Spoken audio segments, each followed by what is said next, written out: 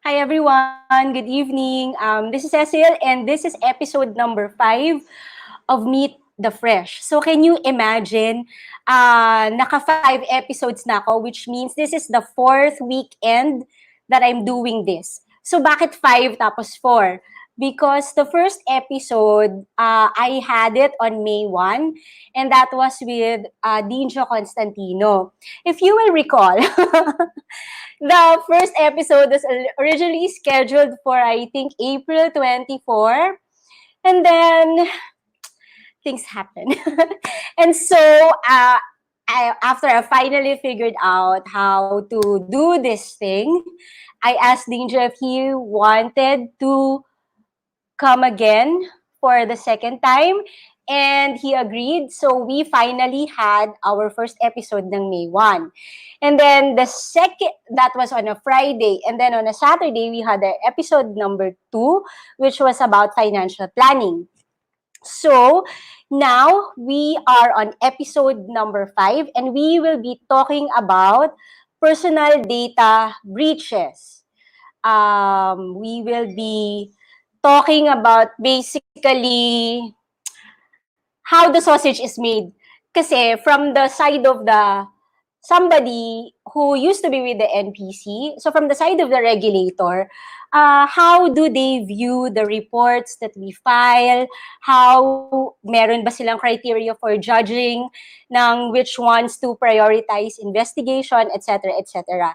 So yan, before we start, I'm looking forward to this conversation because, well, Kiko has been my friend for a long time. So, magkashika naman kami. So, feeling ko, nagchikahan lang kami. This is between us, with you eavesdropping. Parang ganun yung feeling ko. So, first, I'd like to greet everyone. Good evening. And thank you for joining us again this week. And to those people who are not catching the live stream and who are just watching the replay, naks may replay, may recording kasi to. Hello, good morning if you're watching it in the morning and good evening if you're watching it at night. So I hope you stick around for the full episode. Again, if you have any questions, please leave them in the comment section. We will be able to see your questions. So, who is my guest for tonight? Attorney Francis Houston Acero used to be with the Complaints and Investigation Division of the National Privacy Commission. So, he's now with the private sector, but I will leave it to him if he is comfortable with sharing with you yung kanyang personal information. Ayan. Pero ano siya ngayon he's wearing, anong tawag dito? Basta on-brand siya ngayon. Ayan. That's the first description that pops into my head.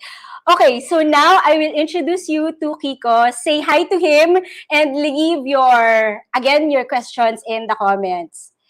So, ayan. Hi, Kiko, and welcome to Meet the Fresh. Hello. Ayan. So, I'm glad to be here, of course. Thank you for saving my ass. Hindi ko pa pala na-address. Sorry, hindi ko kayo binudol-budol ha. We were supposed to talk about hair bleaching and coloring. Well, you can still talk about hair coloring. I know, may 10% compliance, naman ako. Kasi, di ba, kaya naman natin i-discuss yon. Pero I think mas important yung i-discuss natin tonight. So, ayan, may nag-hello na sa'yo. Yes, si Ramon. Long time I know.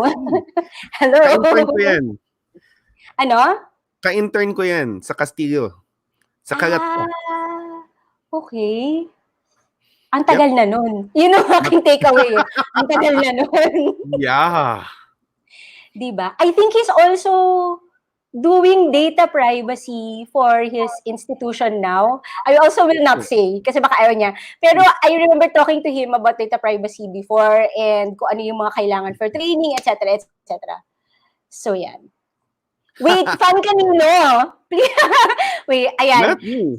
Sabi niya, long time fan, first time viewer. So wait, please specify fan kanino, both of us. Thank you.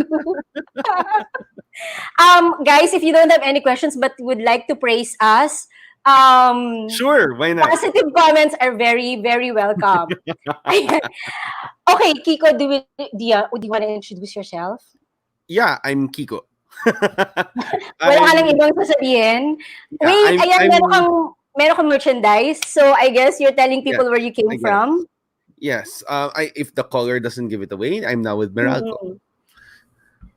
I work at Meralco.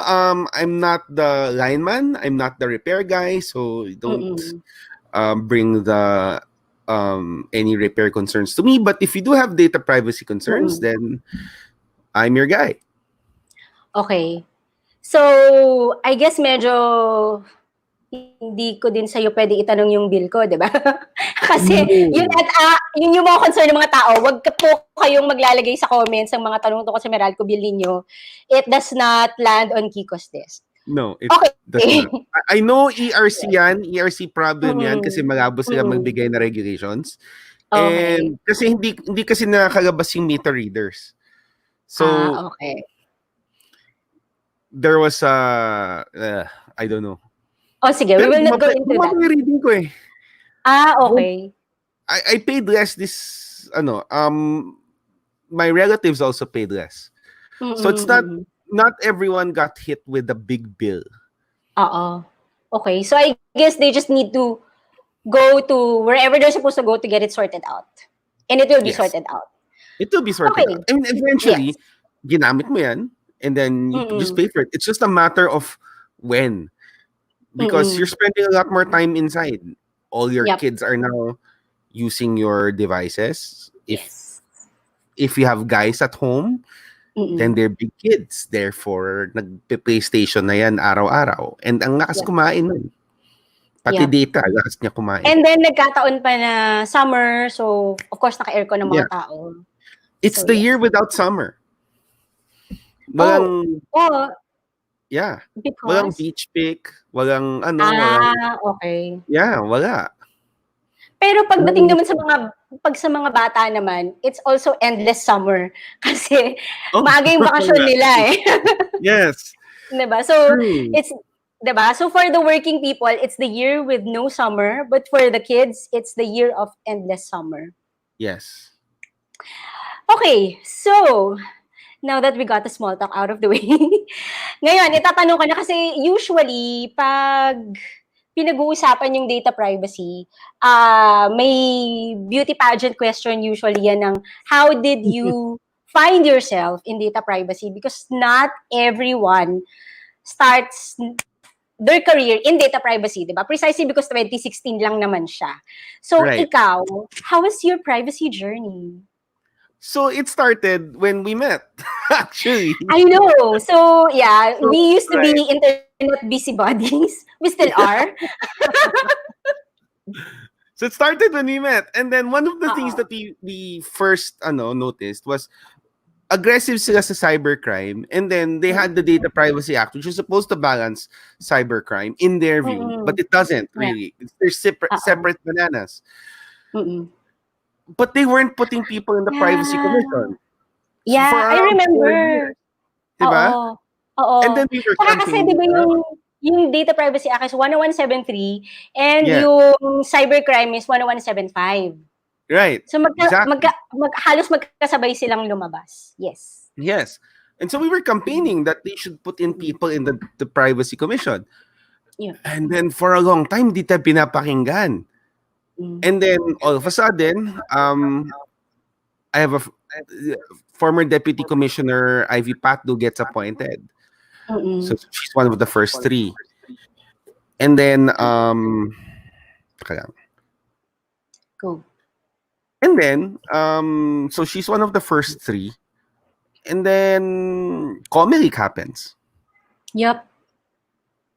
And so, at that time, Pierre and I were making the rounds in Mm-mm.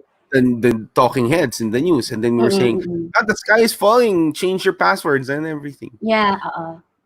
And then, Depcom Ivy asked me if I wanted to go back to government. Mm-mm. At that time, well, our firm was, we got nominated for Boutique Firm of the Year sa Asian Legal. Oo. Yeah, with Abad Alcantara, Mm-mm. and me. And I'm like, do I give up my practice? Like, okay, fine. Mm-mm. Mm-mm. Go into something na, at that time, I was already doing a lot of data privacy projects na rin Mm-mm. Mm-mm. without the privacy commission. Yeah. So, when I got in, started with the investigation of the Comelec case. And then they Yep. asked me where I wanted to end up. Sabi ko, Mm-mm. doing investigations because I Mm-mm. used to be the ombudsman and that was something I was comfortable with. Mm-mm. And then, diba, there's that opportunity to craft the rules of procedure. O Yep. di, go. Yeah. And you also had a lot of training sa ombudsman, 'di ba, before? I remember Hmm. may anti-fraud ka and whatever Yeah, may whatever. anti-fraud I ako. mean, those related ano, oo. So everything So came that together. would come in handy. Yeah, oo, oo. Yeah, talaga. So everything came together. And I'm like, Mm. okay, dito na lang ako. Mm. So ikaw yung So, officially unang pulis pangkalawakan ng privacy sa yes, ako yun. Pilipinas. Ako yun. Congratulations. 'Di ba? At least you have that distinction and your fingerprints are all over the rules of procedure. Pretty much. Yep. Pretty Wait, much. so ikaw din ang sisisihin namin? Yes, of course. That's Okay. the whole point. That just A occurred lot to of me. people Pero owe oo me nga, lunch in ano. this country. Yup.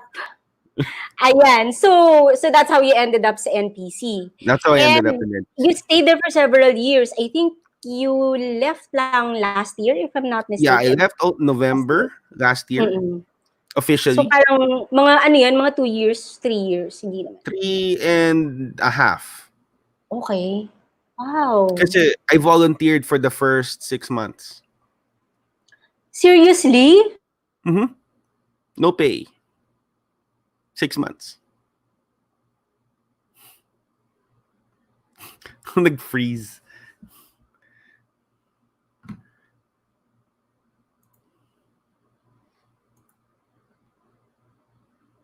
Nag-freeze, he says. Well, okay. Yeah, so I was there for 6 months. Working for free. I wonder what happened with Cessa's internet. Maybe it's me because it's her stream. So I will refresh. What did she say ba? I will refresh, and if I hang up and I disappear, then that's Cecil's. Wow, she disappeared. No, I think it's me because the timer's running. Well, so that's my story.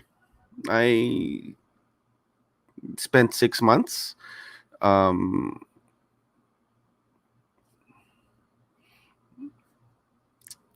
And then I was there for 3.5 years. And then I left in November officially. And then I went to Morocco.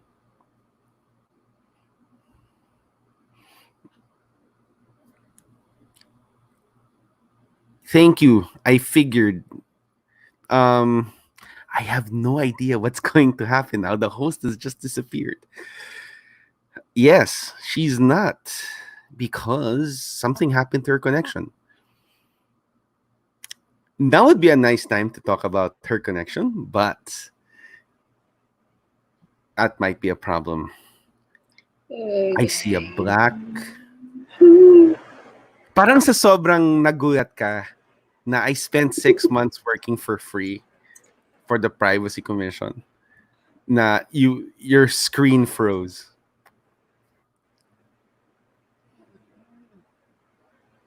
Not naman 6. Wait, March, April, May, June, July, August. Yeah, 6 months. But yeah, sobrang gulat si Ces na even her screen so blacked out. Oh man, that's that's funny.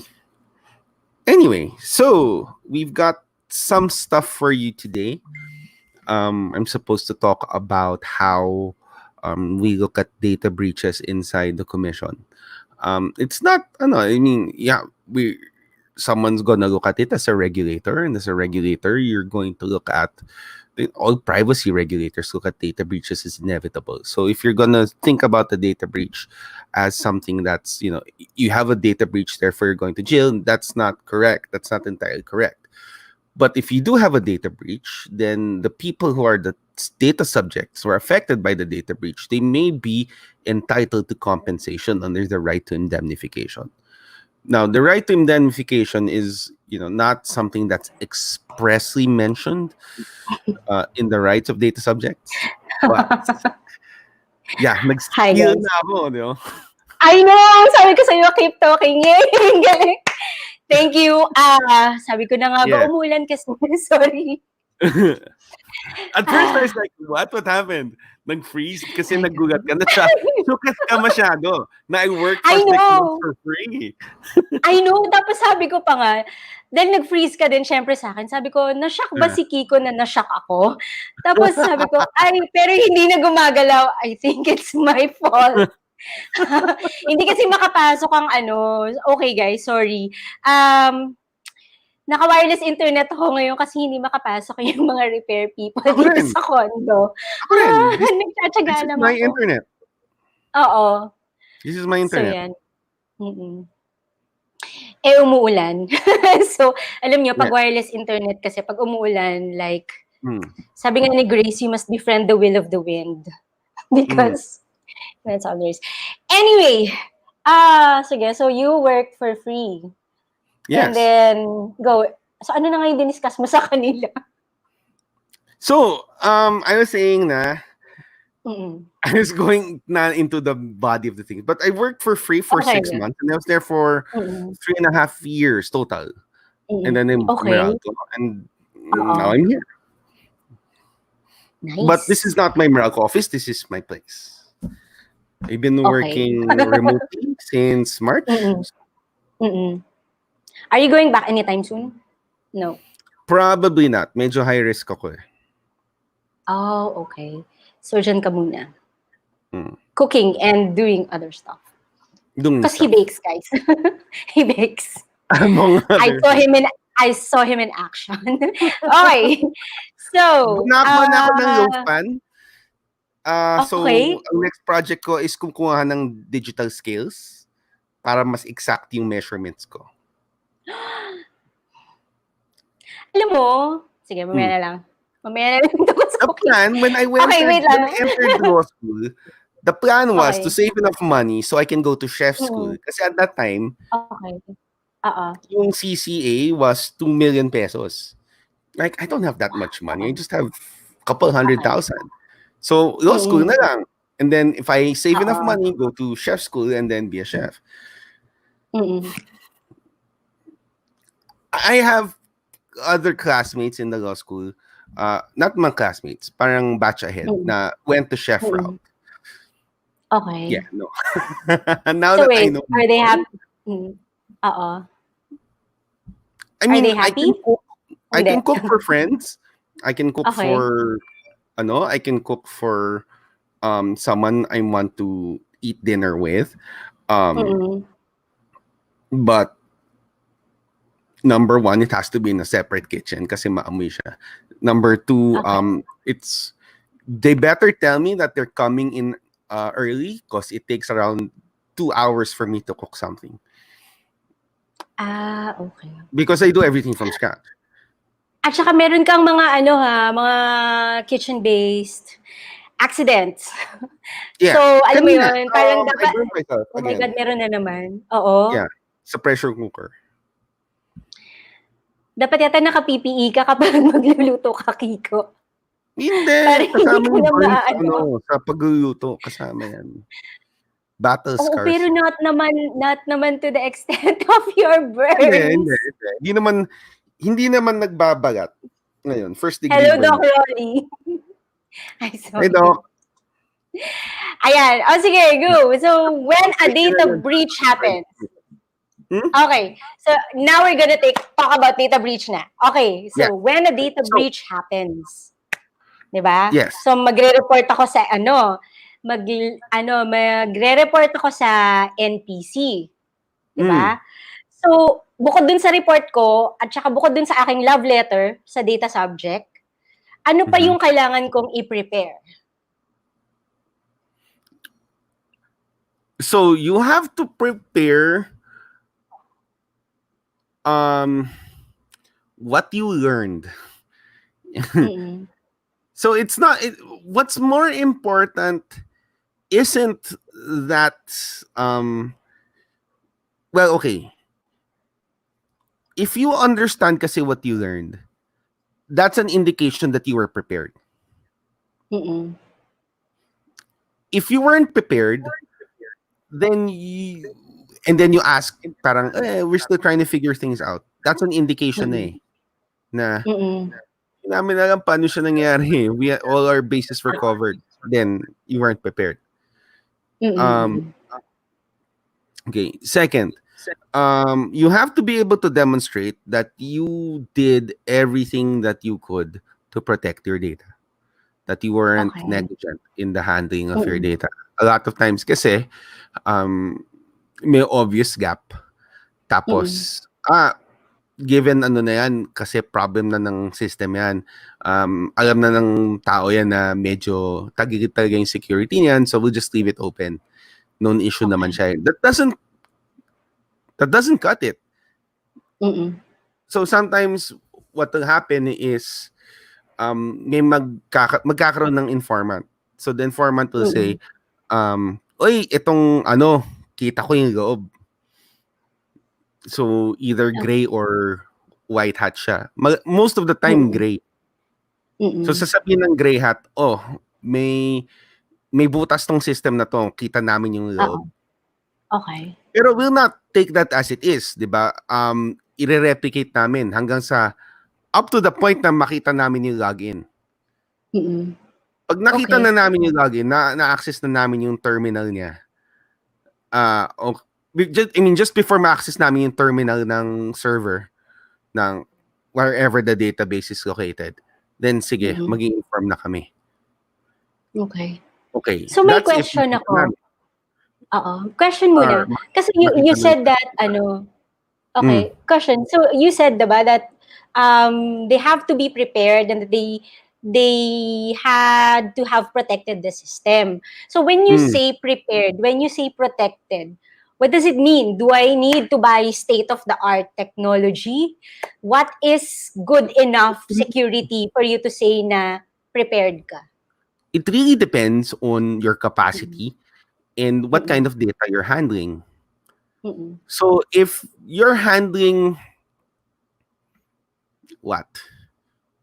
passwords, email, plus government ID, in short, pag nadbutas yung system mo, there's enough to make an affidavit. Then you ought to put in protections na, for example, nasa cloud ka na medyo mahal, or kasi marami siyang security features, meron kang threat detection kung on-prem or alam mo yung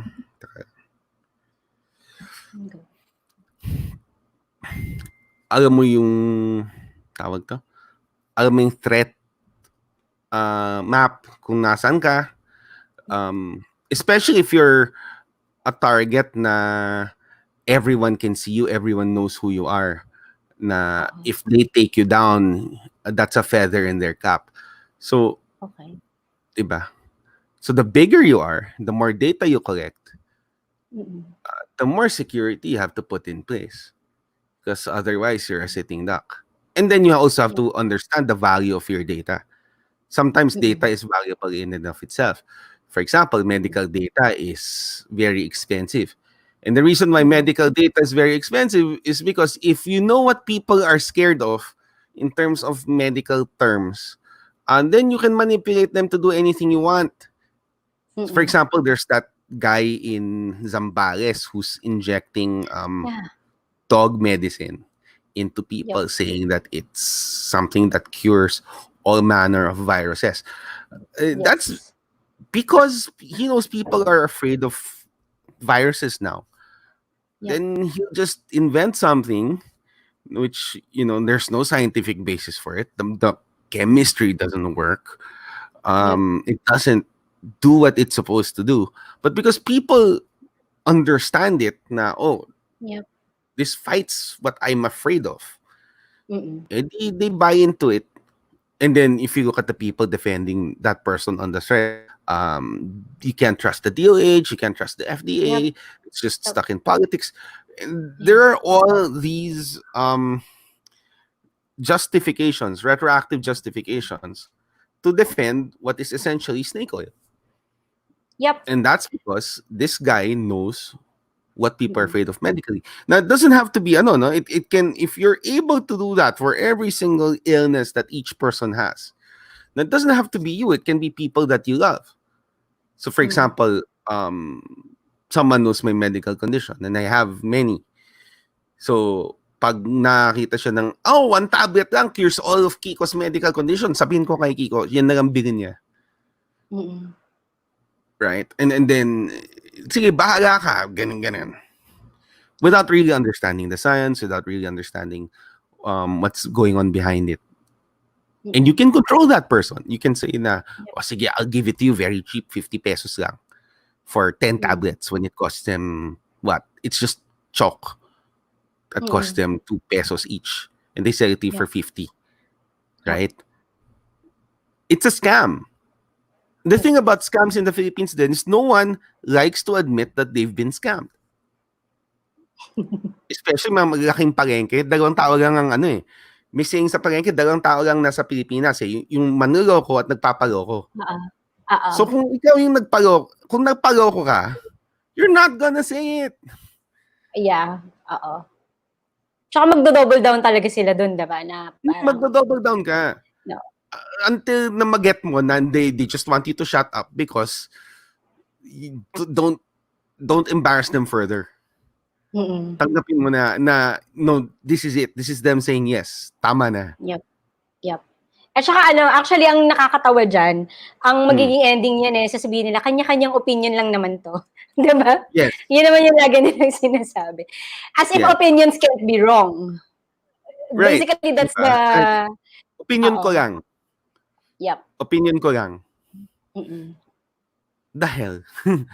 And it's not I respect even your it's opinion. not even limited to these things, right? Kasi if you really think about it, ganun din naman yung ginagawa ng ad agencies, 'di ba? That they try to craft a message that they think will resonate with a certain type of people.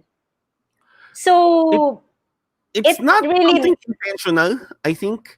mm, Considering what I've seen, intention is something that, I think it's an innate understanding of the people who are like them. okay. So, if you're that just self-aware na, ito ako, ito yung gusto ko, ito yung gagawin ko. So, I'm gonna talk to people who think and talk like me. Tapos, it's not something na, oh, we'll target this segment. No, it's not that complex. It's more na, ganito kasimple mag-isip. And kung may mas complex pa dyan, ikaw na yung matalino. Hayaan mo ako. Ako yung nakaupo. Kung gusto mo, ikaw yung magpaboto ka. Yeah. But they all say that. All politicians say that. It's not something that's unique to them. It's just cultural. Okay. So, hi, Jam.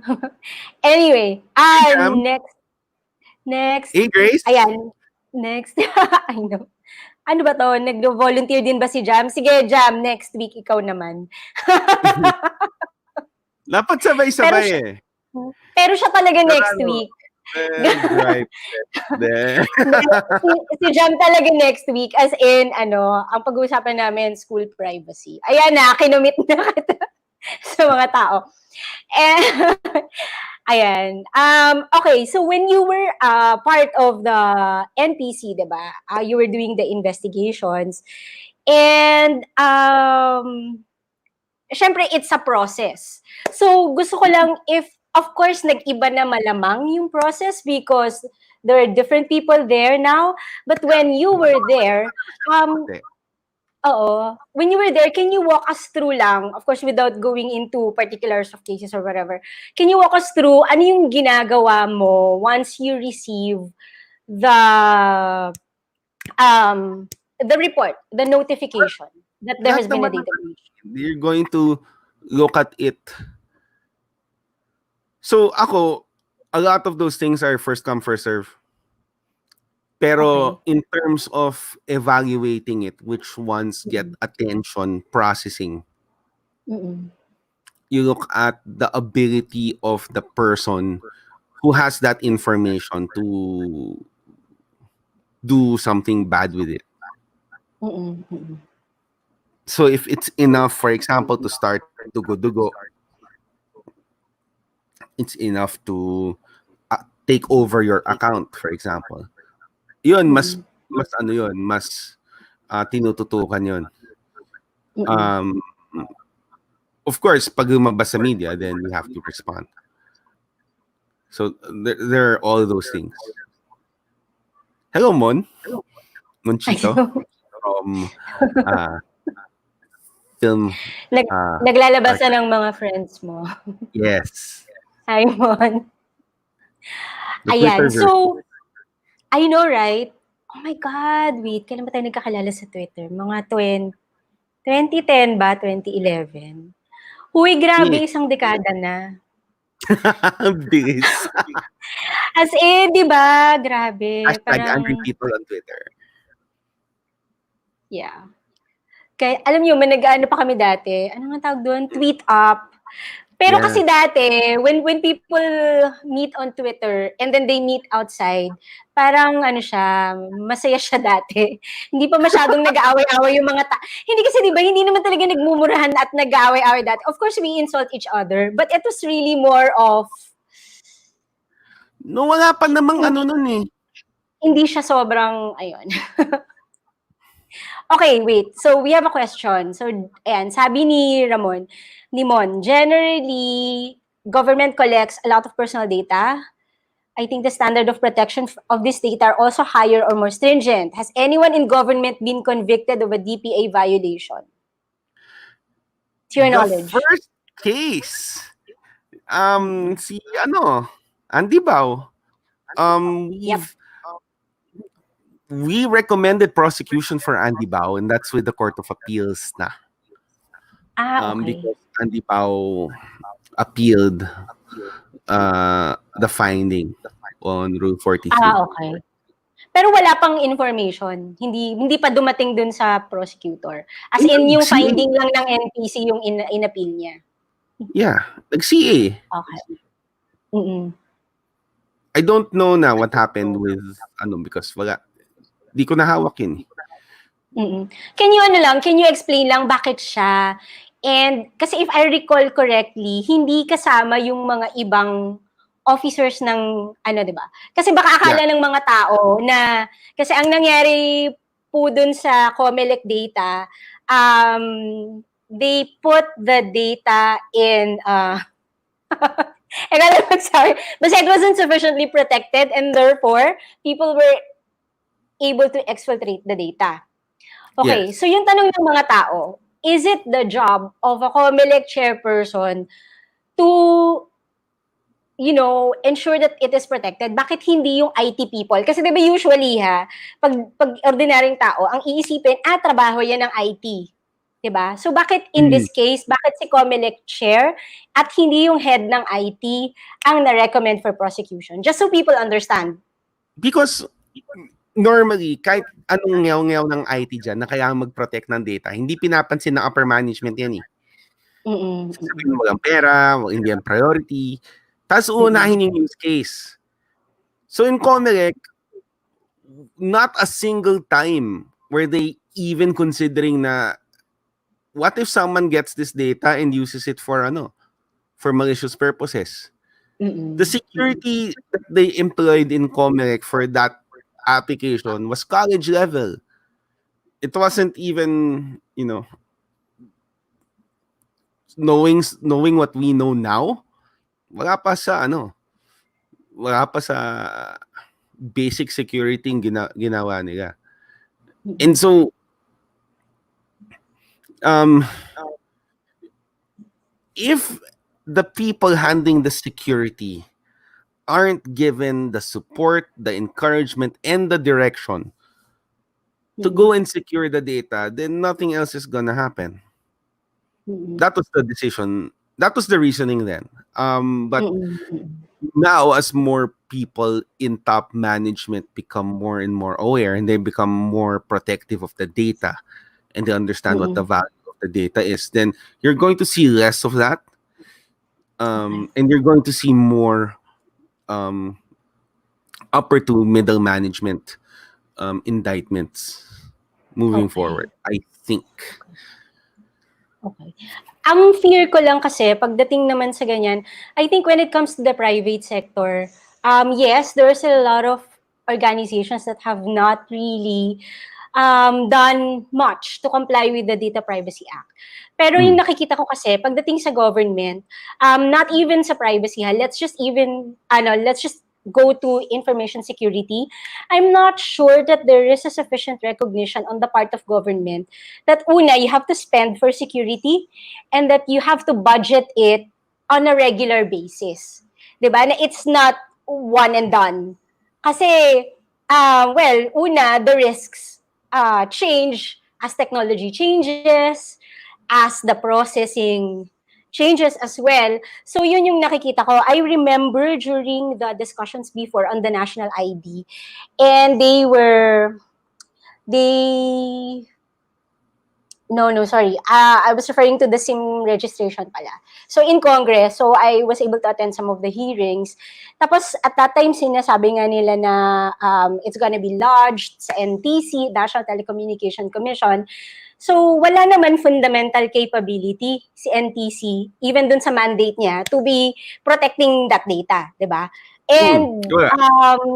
And that concern was raised during the hearing. Tapos, if I recall correctly, sinagot naman ng isa dun sa mga resource persons na may budget for that. For the initial. But di ba, Yes. budget for security has to be on an ongoing basis. And alam naman Yes. natin nangyayari dun sa GAA, di ba? So parang if wala silang makuha na champion who's going to shepherd that budget for security and make sure that that stays intact until mapasay na batas yung GAA, then yung initial na security mo, it's not gonna really be effective for long. So It's yun all, yung pinaka-fear ko when it comes to government. it's not just that. It's it's every year they have to allocate it as capex Mm-mm. because of the rules on capex and what constitutes capex and what constitutes MOE. Mm-mm. And there's this idea na something that expensive is a one-time spend, which is not the case because the threats evolve every day. It's something that you have to be vigilant about, and that's just now the cost of doing business with data. Mm-mm. Na you just have to protect it. You spend so much on blue guards, but Yeah. for true story, I was talking to former OCA Khan. But he was Supreme Court IT head for the longest time because he's the guy who designed the jurisprudence, the online jurisprudence Okay. database. Mm-mm. And then he said one time he went to Chief Justice Davida and he said that we need to increase our security for Supreme Court. And then he said, dagdagan mo ng blue guard. Okay. And that's Chief Justice Davida. And this is a guy who's, normally he's up there in intellect, but you can expect a lot of the justices to not have that deep an understanding, maybe except for Marvick and former Justice Carpe. Not even, I don't think even former Justice Carpe has that deep an understanding of cyber, of what can happen. I think his understanding of cyber is just a layperson's or understanding of cyber. So, and it's something na just leave it to the IT more and more, especially in the legal community, we are running out of excuses to not be tech literate because that's the Yeah. language of the future. Yep. I And think, especially now, 'di ba, that people are working remotely. yeah, definitely. and Mm-mm. and that's why the privacy commission put out all these bulletins, and these bulletins just really focus on security. They're just a reminder to say na if you are going to have people do this remote, then make sure the people know the risks when they do it, that they can't go visit the sites that they used to visit, Mm-mm. the more risque sites. Yeah. Okay. I think that the And risk for that's personal ano pa, data in government is greater than the private sector just because the volume is generally greater. Sabi yep, ni Ramon. Yes, that's why yep. for government Mm-mm. bodies, they have to abide by circular number 16-01 of the Privacy Commission. And if you're sharing data with a government entity, you have to abide by circular number 16-02. That includes all requests for information about your company from the LGU. So the LGU wants to Mm-mm. know your COVID data, Yep. whatever health data that you have, or like your employee Mm-mm. data, then you Mm-mm. tell them, you insist on them that before you get that data, you need to sign with us a data sharing agreement, because that Mm-mm. part was never abridged by the Emergency Powers Act. And even the Mm-mm. IATF is very specific in saying that whenever is going to happen, all the information processing that's going to happen because Mm-mm. of COVID is always going to comply with data privacy rules. Promise, yeah. Part of Yep. those data privacy rules is that you have a DPO in your LGU, that your LGU has a privacy policy, privacy management program, and that when they deal with you, they have a data sharing agreement before you Mm-mm. hand over your list of employees. Yep.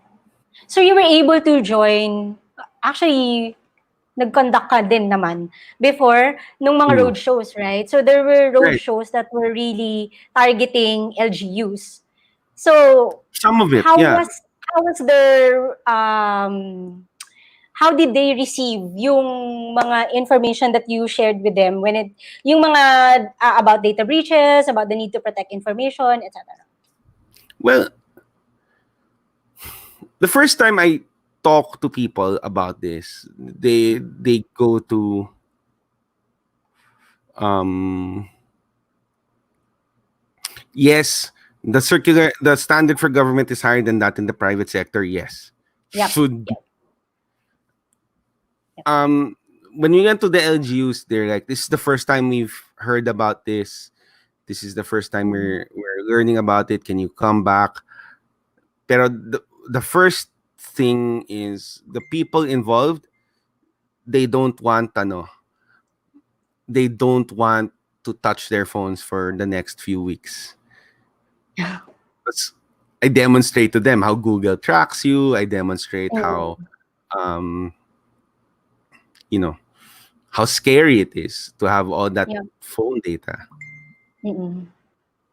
Actually, yun yung So, naging experience ko din before when I used to talk to yung mga quote-unquote ordinary citizens. yeah. Hindi yung mga members ng privacy units, 'di ba? Even the ordinary citizens, when you talk to them about data breaches, etc., the need to protect data, medyo hindi nila masyadong naiintindihan. But when you start relating it to how people can see their information over Facebook or other social media, that's when parang there's a light bulb that goes on, Ah, tas yeah. medyo mas it becomes real to them kung Right. paano. Right. No, and then in my whenever I go out, I try to relate it to whatever it is that they're doing. Mm-mm. So if the base ano is this big conglomerate, when they process your data, what do they know about you? Mm-mm. How does that data affect your life? Mm-mm. What they know about you? And that's something that's more um, immediate. It's less abstract. Um, the thing that I say most is that if you want to know your darkest secrets of your Mm-mm. your partner, just get their phone. and all the data's there. Now, if your phone has this data, what more na this data gets given pa to third parties, and you can be sure na if it's on your phone and you're connected, it's to third parties. The other thing that people are kind of iffy about are like, well, I mean, identity theft, di ba? Parang sa Amerika lang yan. And then you have to remind them of that school teacher who lost 800,000 yes. pesos. Ito yung may nag-loan for him, right? Yeah. Kasi, syempre, tuwang-tuwa siya, pumasya sa licensure examination for teachers. Pinost niya yung PRC ID niya. Si credit company naman, yung BI niya, oy, si ganyan-ganyan ba nagtatrabaho dyan? Opo. O di tapos. One of our cases before involved identity theft. Na obviously, on its face, the signatures don't match. The signatures of the people who are the endorsers, everything, they don't match. And then, the company insists na there is a transaction. No, that's under the right to correct or rectify. And if you look at that side by side, on the rights of data subjects inside 10173 and inside the IRR, they're different.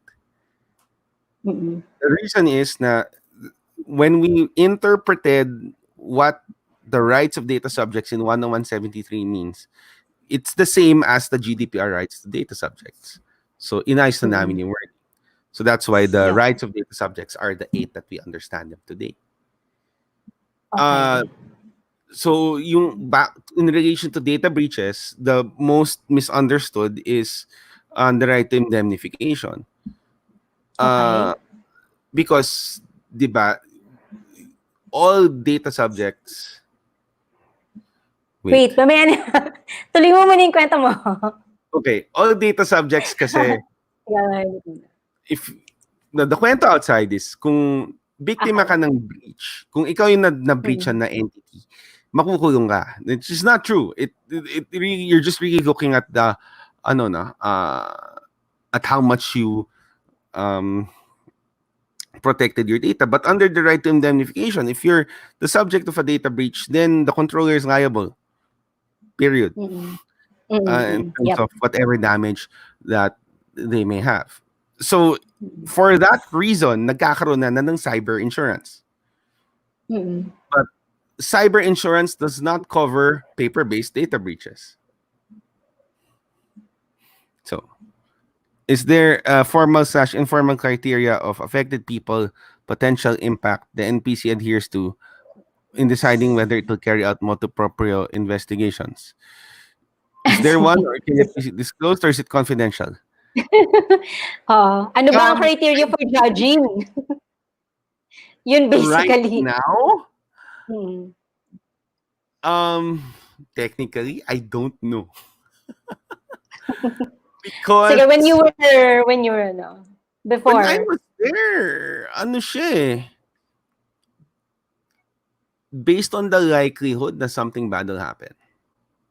Okay. Na putting yourself in the mind of a malefactor. Considering then where it came from. Okay. So, for example, lumabas siya ng April Lulz. Then yes, that's something na should be, immediately motu proprio. Okay. We use the American term, suas fonte. So, marami ba kayong motu proprio na ini-investigate? I mean, during your time? Yeah, marami. So, well, baka nagbago na yung process. Okay. So, I guess, at this point, itatanong ko din sa'yo. You said nga, diba, na you do motu proprio investigation. What if I'm an organization and nagkaroon kami ng data breach and the organization knows they are at fault. But then they decide ng what are the odds that the NPC is going to find out. I think I will just try my luck at not disclosing. So yan, so kung hindi nila i-report yan, malalaman nyo ba kasi talaga na nagkaroon ng data breach?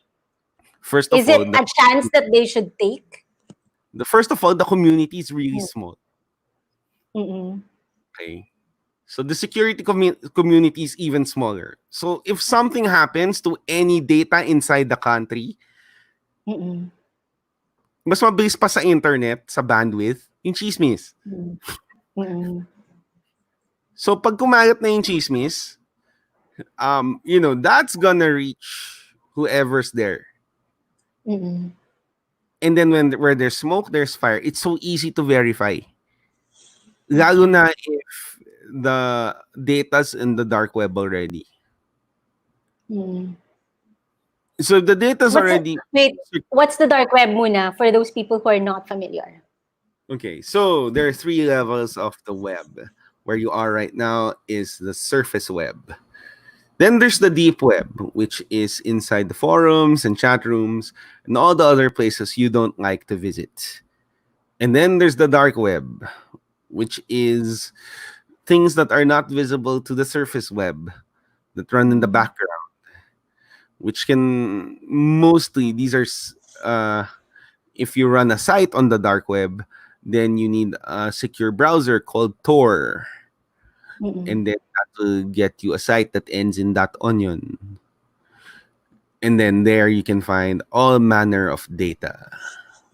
So if it's there, when we trolled the dark web, every time there's even a hint of a breach, we usually limit the time that people spend trolling. TRWL. Okay. Not trolling. I know. Right? So we limit that time because it really does have a deleterious effect on your soul. So,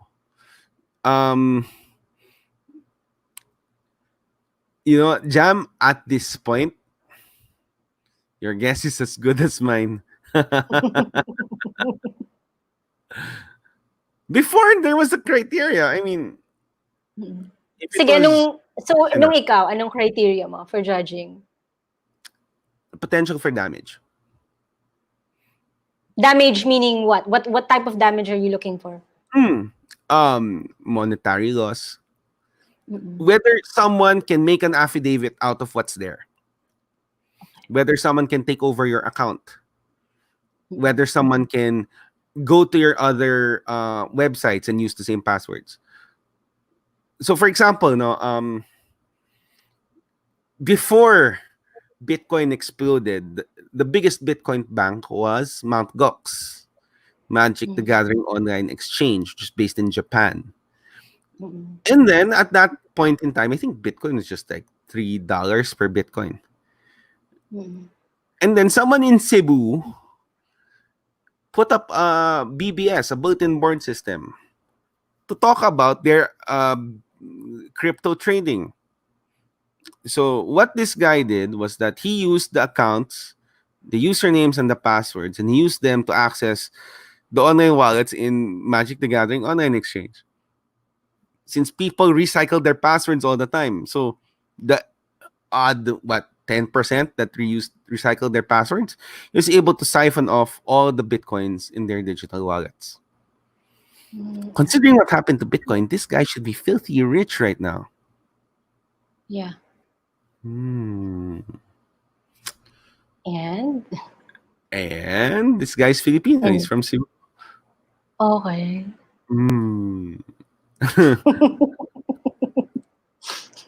Okay. And $4,000, diba? $5,000 yata ngayon. If he was able to get in at $3 per Bitcoin, that's a lot of money. Yep. That's a lot. Okay. Tapos na tayo dun sa criteria for judging. So, if I'm the organization and nagkaroon ako ng data breach, kasi I've encountered some organizations where because they were being investigated by NPC in relation Mhm. to a data breach, they had to hire parang third-party auditor or third-party parang security company that went through their system. Kasi, paano ba to? Parang they needed, well, or hindi naman sa, I don't think it is required by you, pero parang they felt that important yun na parang meron kang third-party certification on the strength or the security of their system. Is that something that helps? Is that something that Ng organizations VAPT? should invest in?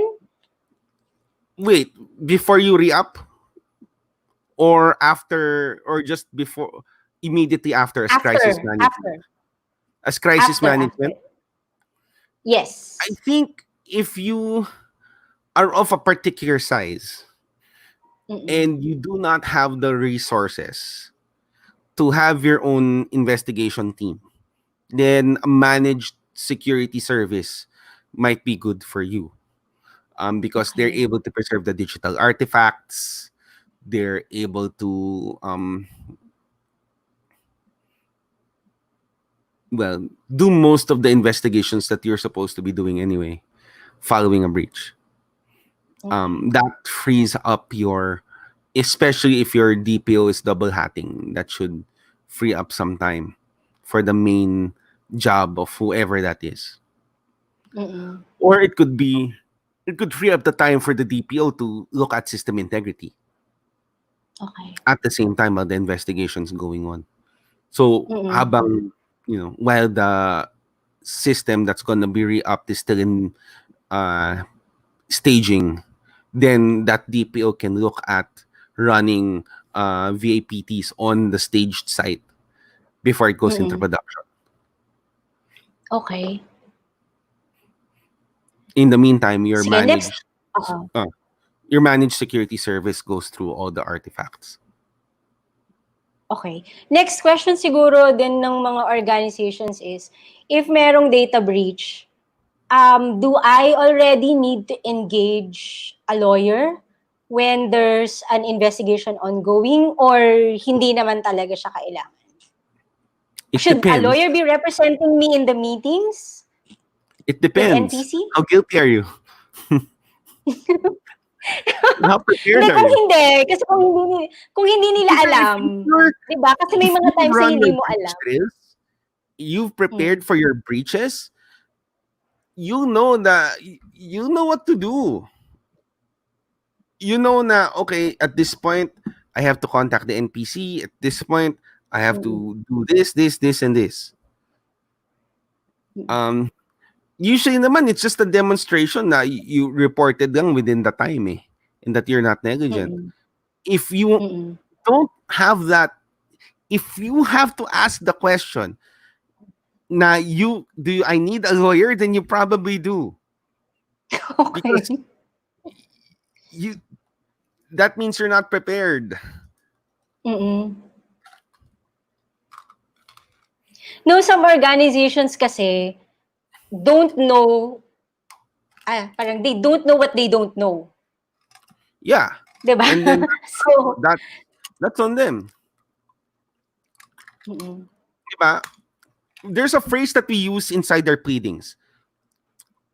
We knew or we ought to, the party knew or ought to have known. Mm-mm. If you're a party that ought to have known what to do, but you didn't know what to do, then you're incompetent and you deserve what's coming. Mm-mm. Mm-mm. Data privacy, more than any other field, is measured by results. Compliance Okay. is measured by results. It's one of those things na parang recit sa law school.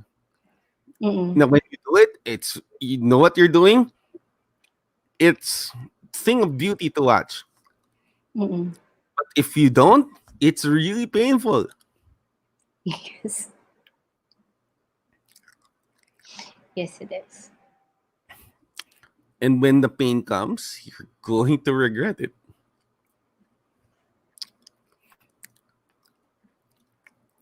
And usually that prevention is, a lot cheaper than the cure. Mm-mm. Kasi magkano VAPT? The thorough VAPT that you need to undergo before you re-up the system can be up to 5 million Mm-mm. pesos. Oh, okay.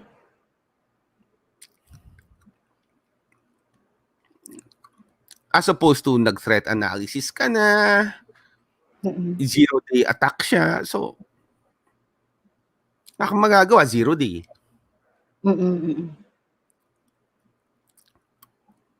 And then, at the end of the day, di ba, it's pabilisan yan. Within the 72-hour period, you have to be able to process what you learned, communicate that to your data subjects, and communicate that to NPC, all in different languages. The language Yep. that you're going to use to the NPC is going to be different from the language you use to data subjects. This is one of those cases where the more transparent you are, the more vulnerable you are, the better it is for you. Mm-mm. It's napaka pulp culture, no? Pero it uses a lot of the principles ni Brené Brown on vulnerability and leadership, Mm-mm. and accountability and responsibility. Mm-mm. So it's very, I don't know, it's very forward thinking like that. Actually, personally, I find it more difficult to write the love letter to the data subject kesa yung sa NPC. Yeah. Kasi ano parang you need to be able to simplify it and not to a level that they understand and yet be Mhm. sufficiently clear kasi parang ayaw mo na rin as much as possible na may follow-up question pa sila. 'Di ba? Yes. Kasi you're doing other stuff eh. So Mhm. parang you want the first pass to be something that will sufficiently inform them and that they will get what they need from it. But at the same time, it will be enough to assure them that you're doing what needs to be done. And well, considering the circumstances, kahit papaano, they will not need to worry ng Okay. masyado dun sa nangyari. I find it more difficult kesa yung sa NPC. There's some things that happen when it comes to Mm. reporting data breaches. Okay. Most of the time, a lot of the controllers, out of an abundance of caution, they will report even the smallest data breach. Mm-mm. Over-reporting a data breach is also a sign that you're not compliant. Mm-mm. So you have to understand what the trigger is. Tatlo, di ba? First, there Mm-mm. has to be sensitive personal information or information that can be used to enable identity fraud. Yep. Second, the data must be there's reasonable belief Mm-mm. to conclude that the data is in the hands of an unauthorized person. And third, there's a real risk of serious harm to the data subject. Yep. So if you have to evaluate those three, there has to be a checklist inside the organization. Yep. Pag ito bang data na to natamaan, okay na, report na. This data Mm-mm. constitutes real risk of Yep. serious harm to the data subject. Yep. Yep. If you don't have that, you report everything lang, you're going to have to tell your data subjects all the time that Mm-mm. you're gonna have to do that exercise far too often. Yep. And then ako naman, conversely, ang nakita ko din is you really need to have that. Kasi, sa totoo lang, if you don't have the checklist as a reminder to you what you're looking for, papasok talaga yung feelings mo. Diba? Kasi sa Yeah. totoo, honestly, there will be times when, based on the situation, you will say, parang ayoko na talaga siyang i-report.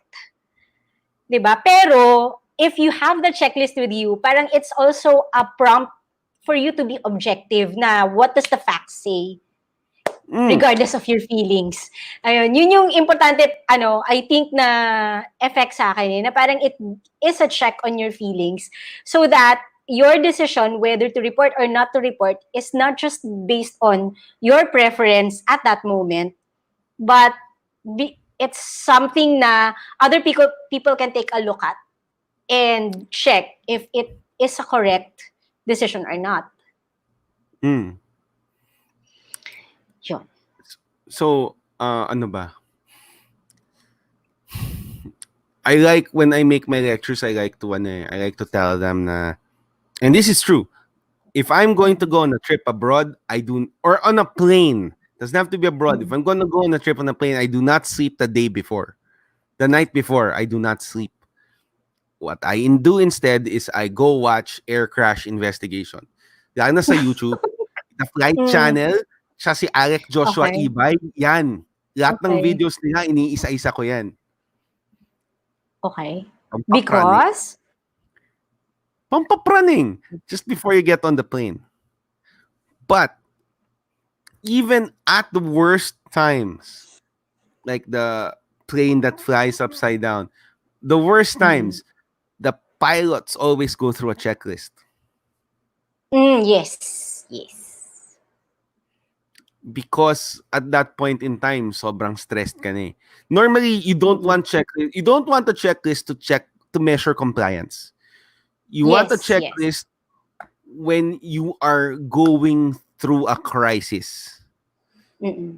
to manage your crisis, Yep. not to check your compliance. Mm-mm. Yes. Yun yung book ni Atul Gawande, the Checklist Manifesto. So they also use the checklist just before surgery, 'di ba? Para so they will be able to check kung kompleto ba 'to, etc., etc. Yes. Kasi hindi mo naman gusto na bukas na yung katawan. Tsaka mo isipin ng, oh shit, we forgot something. Yeah, medical city, di ba? Ayan. So checklists are good That's the medical in city that case. case. What's the medical city case? I'm not familiar with the medical city case. Medical malpractice. Nakaiwan sila ng sponge sa loob ng pasyente. Okay. Tapos in-appeal nila, tapos lumaki tuloy yung damages nila. Kasi nag-appeal nila. Nag-MR. Tapos yung Hospital Association nakisawsaw. Ayan, sabi ng Supreme Court, yan, exemplary ka tuloy ngayon. Oops. Wait, we have a question from Jam. Okay, it's it's not a question, it's a comment. It will benefit everyone if NPC also publicizes the results of some of its investigations, the way other data protection authorities do it. Because often we just see announcements of investigations being launched. Then that's it, no closure. Of course, the confidential stuff should still be kept confidential. It's reassuring for data subjects, and it will increase compliance rates among. I agree. I agree So also. Agree. Last year there was a lot of talk about yung online lending. Alam mo ba kung ano na yung status ng mga cases that were filed before the NPC?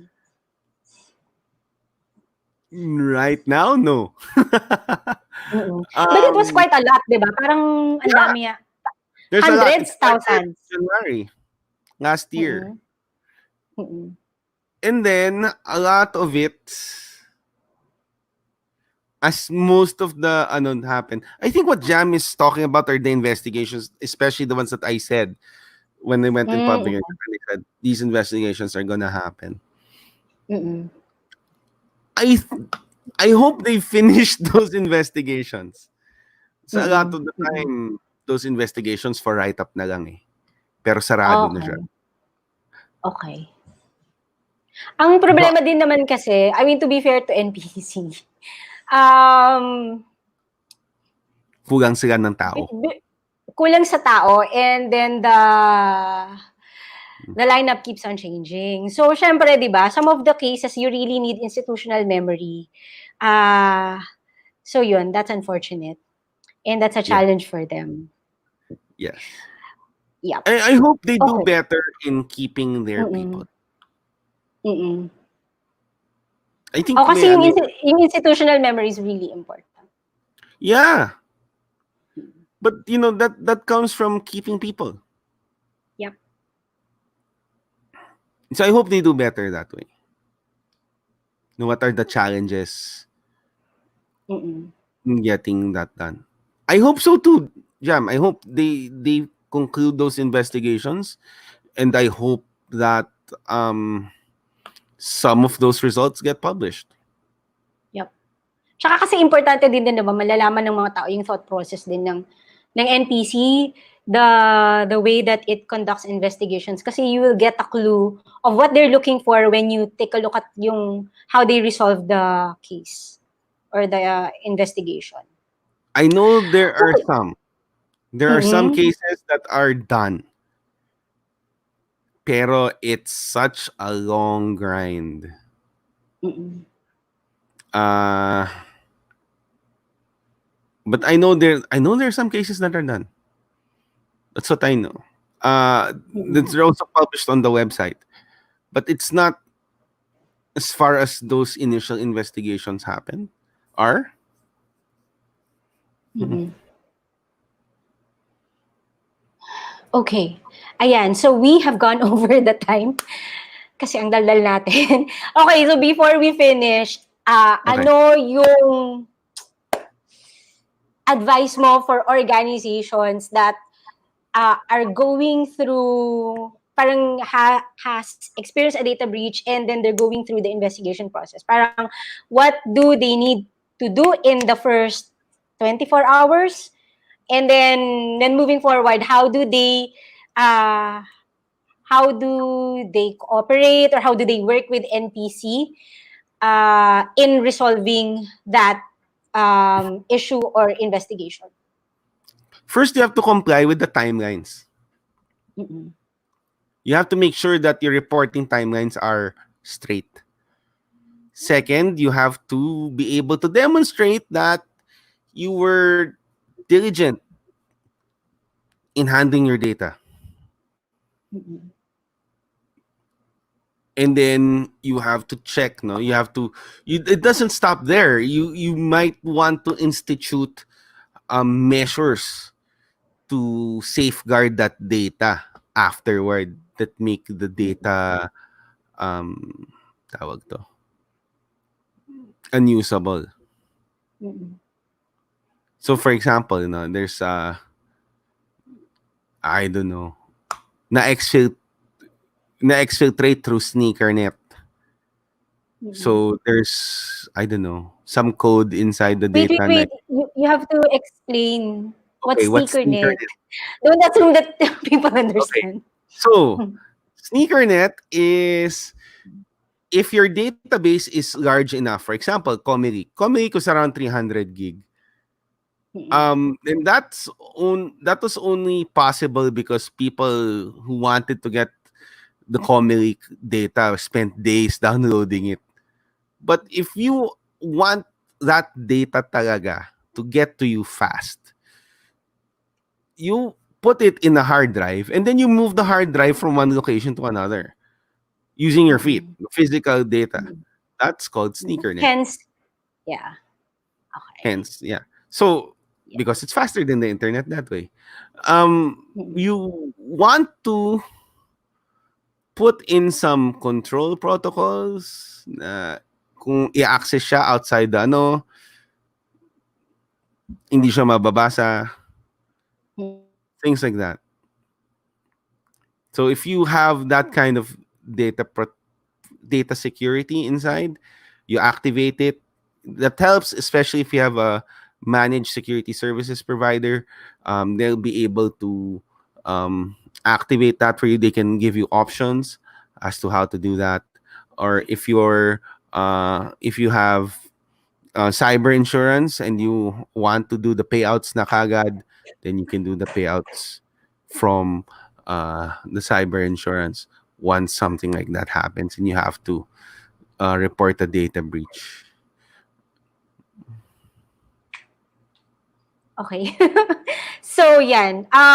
We have gone over time. So, thank you, Kiko. I guess that's the good place to end with your advice. And I think personally, yung tingin ko kasi with how you approach um, NPC investigations is, it's also like your approach sa BIR investigations, di ba? Yes. Pag ini-investigate ka for any tax issue, wag mong hayaan ng gagawin lang nila yon, like cooperate.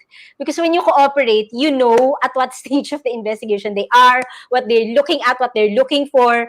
So you will be able to manage yung issue na yun, di ba? So, and then the organization will be able to prepare your response. So, cooperate and comply. I think, So, yan. yeah, anyway.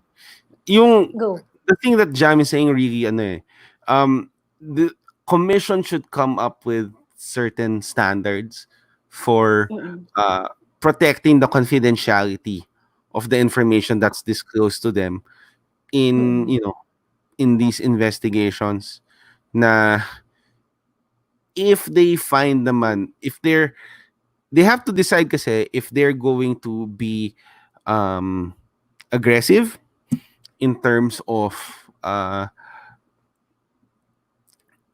if you konting mali mo lang and then you get penalized na kaagad, or if they're going to be more helpful. And if they're going to be more helpful, then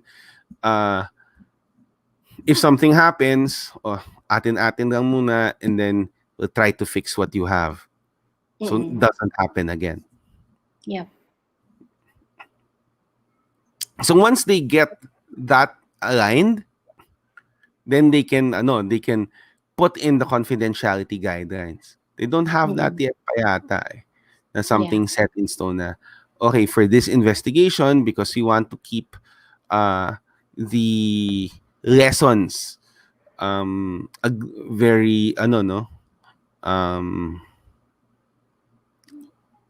very person agnostic. So the principles remain. We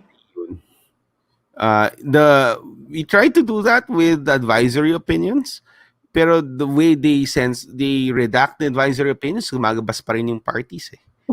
So, yep. I don't know who does it. It's ganun na lang ako. Okay. To work with those people, so can't be that withering. Yep. But I agree 1000% with what Jam says. Yeah. Ayan. So if people wanna see ating sinabi ni Jam earlier, that the NPC should also publicize the results of the investigations that they did. Okay. Ayan. So anyway, since it's late, we're gonna end here. Again, thank you, Kiko, for coming in despite such a short notice. I will have you as a guest again next time. Hanap tayo ng ibang Siguro next time internet issues. Yes. Ang pag-uusapan natin. Connectivity. Yun. Beep ba? Yes. Sorry? Pwede ka ba mag-discuss ng connectivity issues? I guess I can ask questions. Ikaw naman ang sasagot eh. I can ask questions, I think. Okay. Diba? Kasi, diba? Yeah. Yeah. And on that note, thank you everyone for watching. Thank you for everyone who watched the live stream. And thank you for everybody who's gonna watch the recorded video. And so, syempre katulad ng mga vloggers and feeling influencers. Pwede pa shout out. Go! Okay, shout out kina Winthrop, kina Grace, kay Pierre. Usual suspects. Hi guys! Remember, before we end, don't forget to like, ginagawa ko na rin, don't forget to like the Facebook page, Meet the Fresh Live, or subscribe to the YouTube channel ng Meet the Fresh. Remember, your offline rights are the same as your online rights. Bye, everyone. Have a good night. Thanks, Kiko. Bye-bye. Bye.